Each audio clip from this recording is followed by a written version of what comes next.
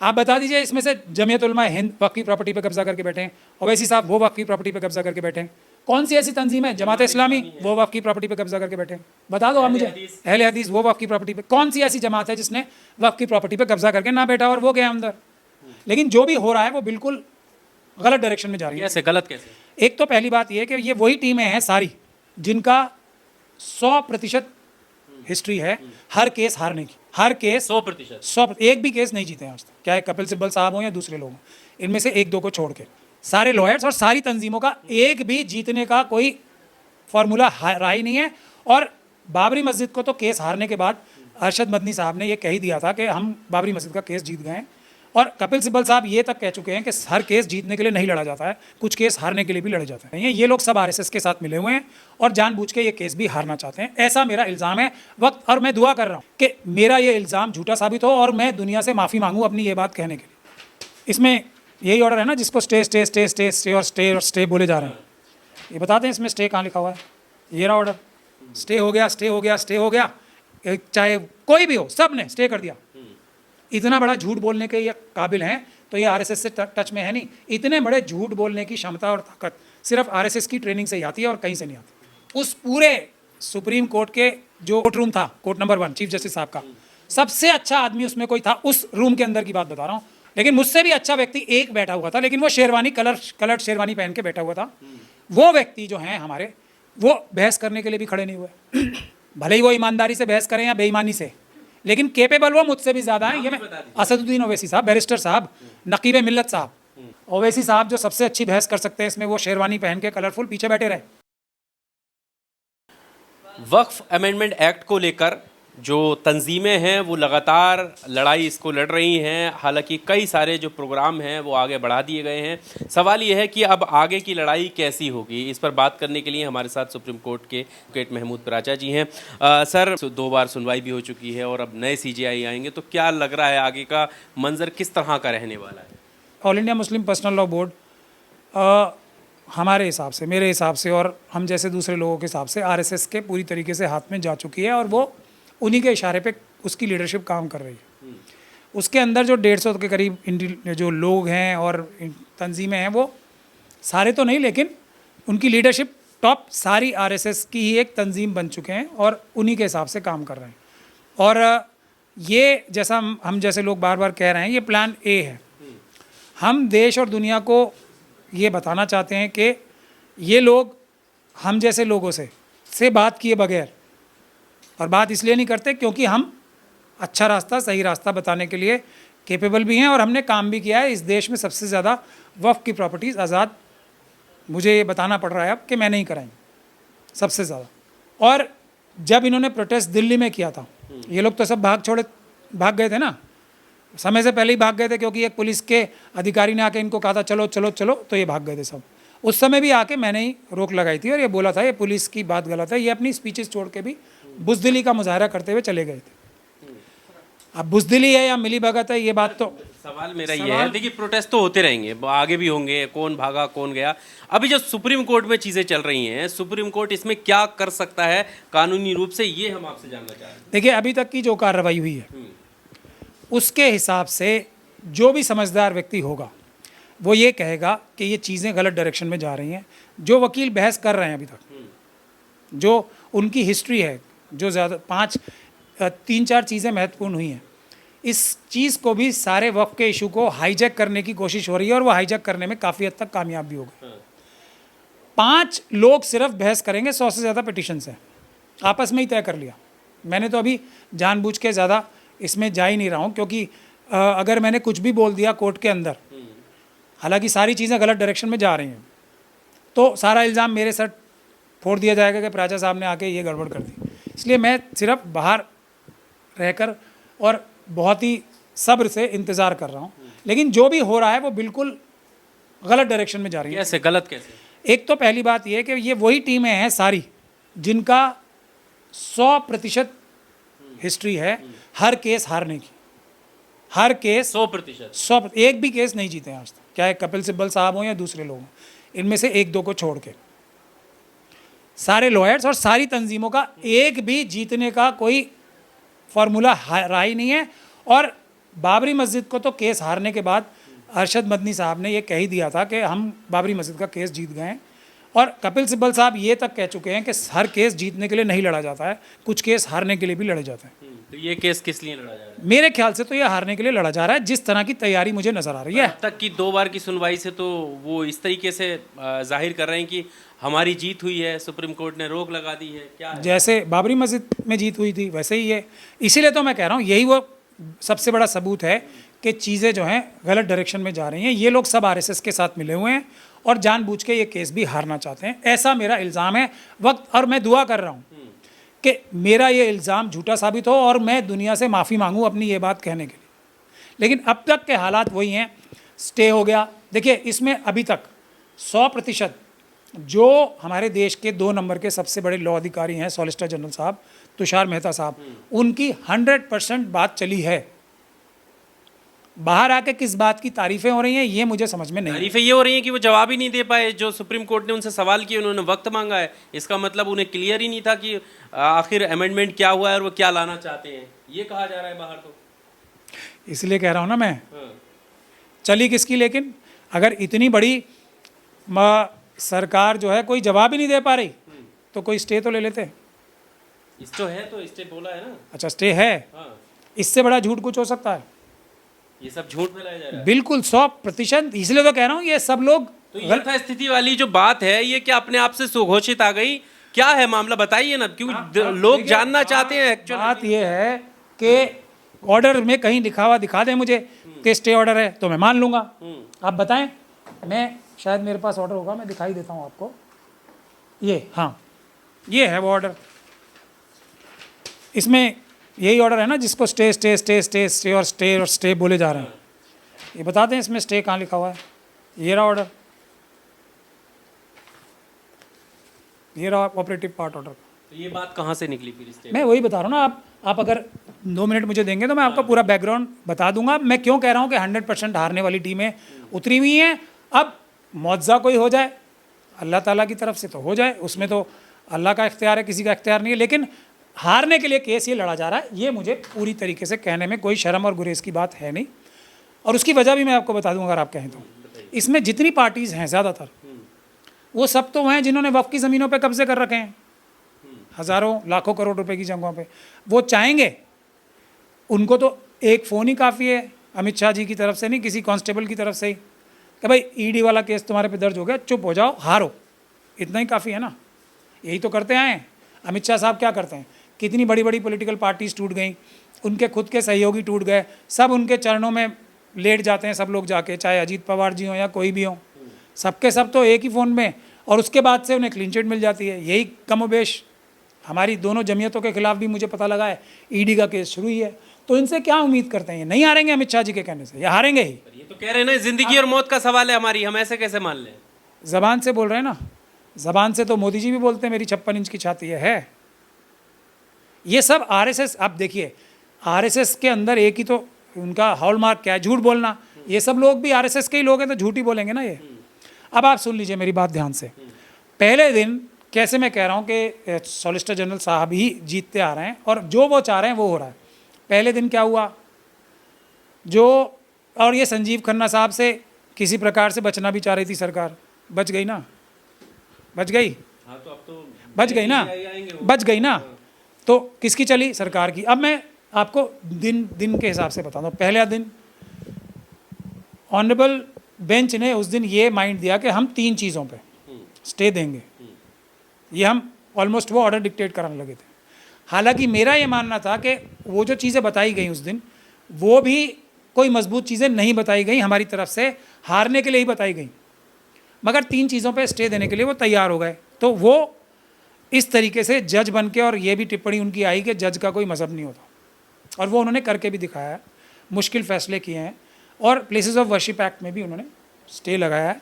तो सरकार की पहली प्रायोरिटी ये थी कि ये संजीव खन्ना साहब जज जैसा बिहेव कर रहे हैं, हमारे दबाव में नहीं आ रहे हैं, तो हमें इनको अवॉइड करना है। वो हो गया ना।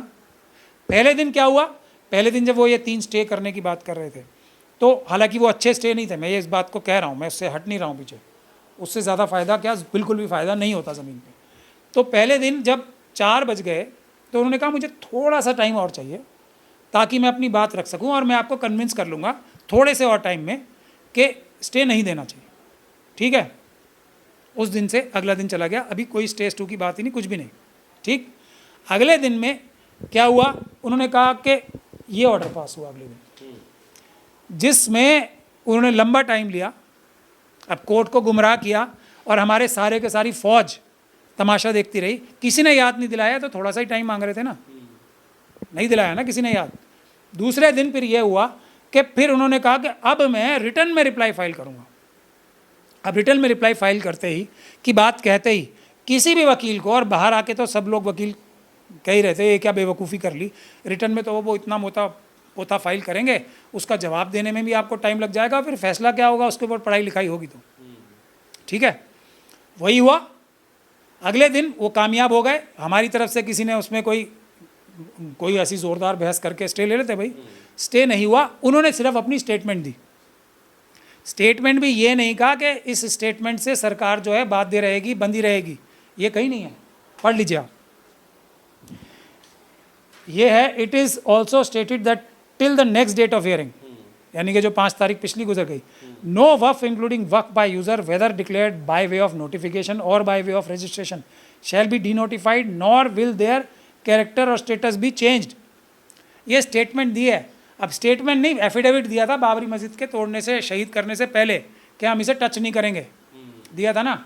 इस सरकार की स्टेटमेंट पे, सॉलिसिटर जनरल साहब की स्टेटमेंट पे हमारे सभी बड़े से बड़े पार्टी के लोगों ने, और ओवैसी साहब जो सबसे अच्छी बहस कर सकते हैं इसमें, वो शेरवानी पहन के कलरफुल पीछे बैठे रहे, और डेट मिल गई और ये रिटर्न में फाइल करने का मौका मिल गया।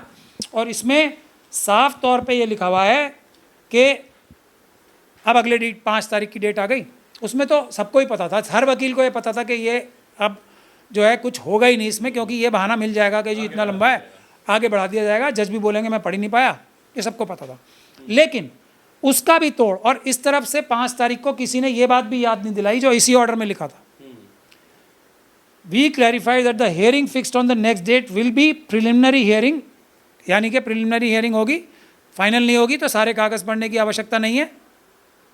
And if required interim orders will be passed. किसी ने हमारा 5 तारीख को ये याद ही नहीं दिलाया। मैं डर के मारे नहीं जा रहा था अंदर के, मैं जाके कुछ भी बोलूँगा तो सारा ठीकरा मेरे सर पे फोड़ देंगे, और आरएसएस ने इन्हें इंस्ट्रक्शन दे रहे होंगे। महमूद प्राचा वहाँ नजर आ जाए तो बोलना जी इसने खराब कर दिया सर। अब किसी ने एक लफ्ज़ 5 तारीख को इंटरिम ऑर्डर के लिए बोला या नहीं बोला, ये आप लोग अपने आप सब जो वकील हैं आप ईमानदारी से देख लें। बाहर आके स्टे है, पहले दिन भी स्टे हो गया, स्टे हो गया, स्टे हो गया, चाहे कोई भी हो, सब ने स्टे कर दिया। इतना बड़ा झूठ बोलने के ये काबिल हैं तो ये आरएसएस से टच में है नहीं। इतने बड़े झूठ बोलने की क्षमता और ताकत सिर्फ आरएसएस की ट्रेनिंग से ही आती है और कहीं से नहीं आती। हम लोगों ने प्लान, लेकिन इसका मतलब ये नहीं है कि आप लोग हौसला खोल दें। बात सिर्फ ये है आरएसएस के लोगों को इस तहरीक से बाहर कर दें।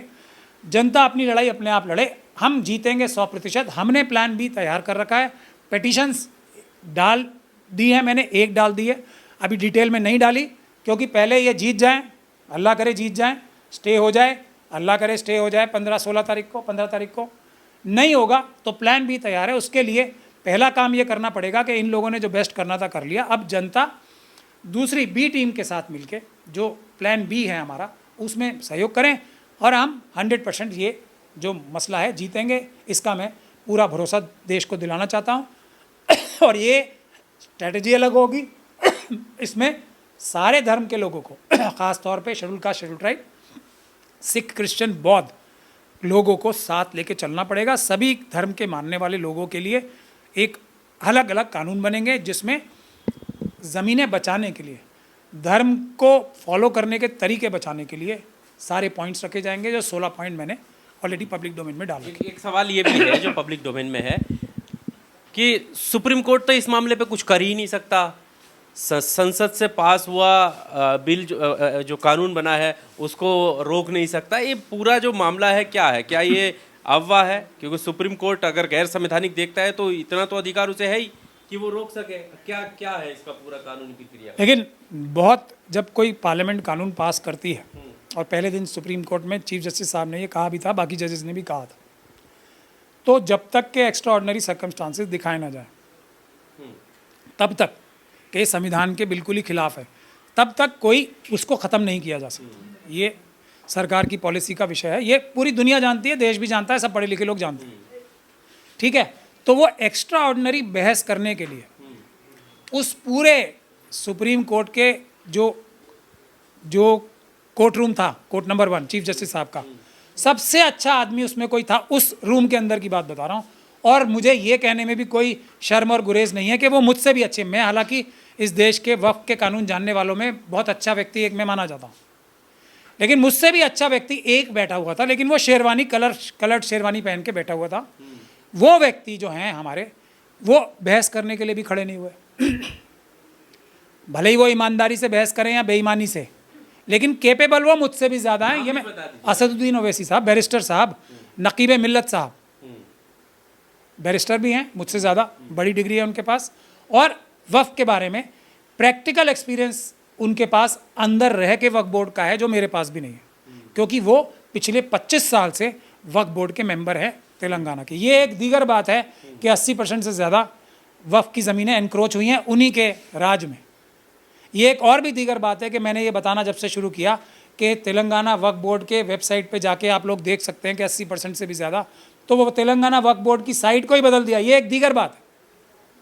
लेकिन नॉलेज के हिसाब से वो उस हॉल में, तो मैं गारंटी के साथ कह सकता हूँ, सबसे ज़्यादा केपेबल व्यक्ति वो थे, और उन्होंने खड़े होकर एक शब्द बोलने की जहमत नहीं की। पर ये बात तो गलत है कि ये कहना कि सुप्रीम बाकी कोर्ट किसी नहीं कर सकता। बात नहीं कर सकता, लेकिन वो मुश्किल काम है, उसके लिए बेस्ट लॉयर्स चाहिए जो इस विषय के बेस्ट हों, और उसमें से एक व्यक्ति वो है, और भी लोग हैं। तो वो उस तरीके की आर्ग्यूमेंट ही नहीं हुई है ना अभी तक, क्योंकि ये बहुत टेक्निकल सब्जेक्ट है।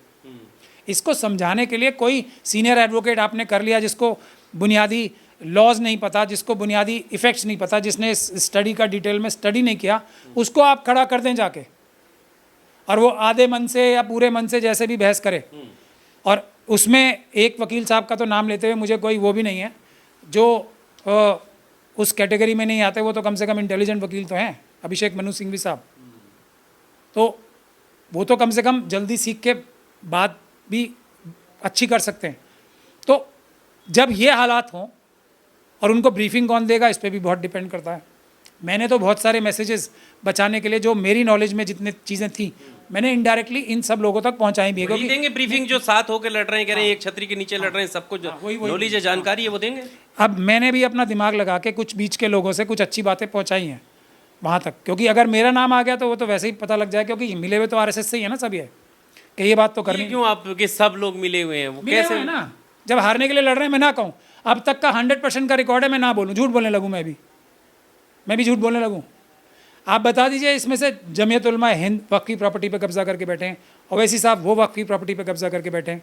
कौन सी ऐसी तंजीम है, जमात इस्लामी, वो वक्फ की प्रॉपर्टी पे कब्जा करके बैठे हैं? बता दो आप मुझे। अहले हदीस वो वक्फ की प्रॉपर्टी पे, कौन सी ऐसी जमात है जिसने वक्फ की प्रॉपर्टी पे कब्जा करके ना बैठा और वो गया अंदर? बताओ आप मुझे। ये करेंगे ये? मैं तो मिला हुआ हूँ ना, मैं कहाँ मना कर रहा हूँ। बैठ के टेबल पे डिस्कस कर लेते हैं, या तो वो मुझे साबित कर लें, आप सब लोग जो इतने सारे अभी हो जर्नलिस्ट, एक बार टेबल पे बैठ के आमने सामने भी हो जाए बात, मैं भी अपने सबूत ले आता हूँ और वो भी ले आए, हो जाएगा ना, दूध का दूध और पानी का पानी। जब इनको खदेड़ा जाता है दिल्ली पुलिस द्वारा, वहाँ पे अपनी स्पीचेस पूरी नहीं कर सके, मैंने मैसेज भिजवा दिया था, मैं 5 मिनट आ रहा हूँ, रुको। पर्सनल लॉ बोर्ड के प्रेसिडेंट की इतनी जरूरत नहीं हुई कि वो 5 मिनट रुक जाता, सिर्फ मैं आके रोक लेता पुलिस को। मैंने बोला ना वहाँ पे आके, चलिए फिर भी मैं संविधान से मिला हुआ हूँ या RSS से मिले में फ़र्क है। वो तो टाइम के पाबंद है, जो टाइम दिया था मुकर्रर था, वो हमने स्टेज छोड़ा, टाइम हो गया। तो फिर ये क्यों बोला मैं अपनी जो स्पीच है वो ख़त्म कर रहा हूँ जल्दी, क्योंकि पुलिस वाले आ गए? बोला ना टाइम पूरा हो गया था, टाइम पूरा हो गया था, टाइम पूरा नहीं हुआ था। टाइम कोई होता ही नहीं है ना, जब इनको ये बुनियादी बातें सबको पता है, मैं कोई नई बात नहीं बता रहा हूँ, टाइम नहीं होता है।